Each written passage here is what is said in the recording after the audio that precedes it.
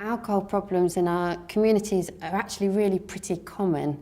About 26%, so over a quarter of all people in our community suffer with alcohol problems of some type.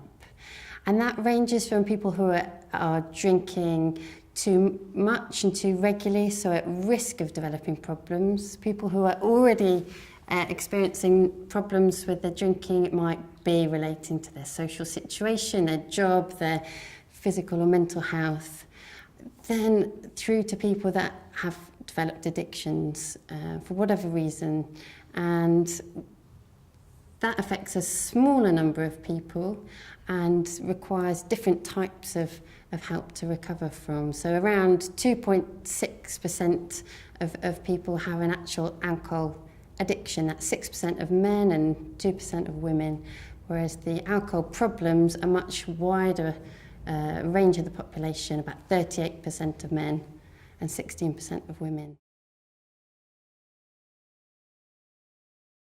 So when we're thinking about risk for alcohol addiction or dependence, the most notable thing is that the more you drink, the more heavily, the more frequently you drink, the more at risk of developing a dependence on alcohol. So that's across the board.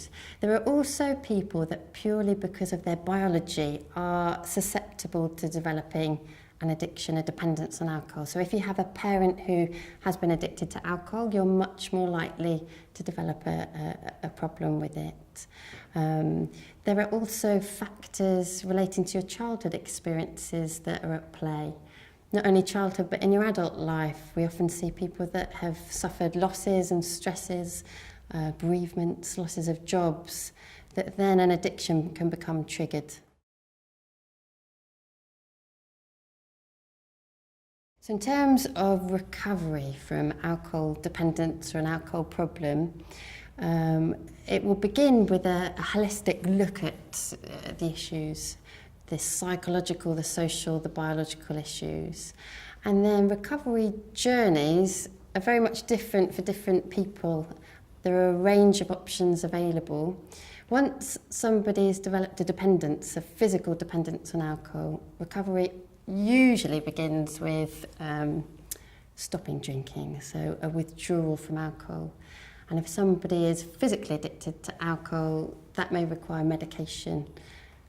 Not only medication, but psychological, social interventions as the patient stops drinking and begins a life and a journey away from alcohol.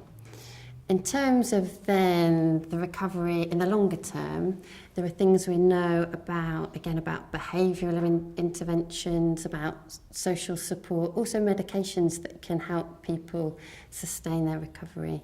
Something that seems to be really key is the support of peers, the social support, often kind of group supports in the longer term in recovery.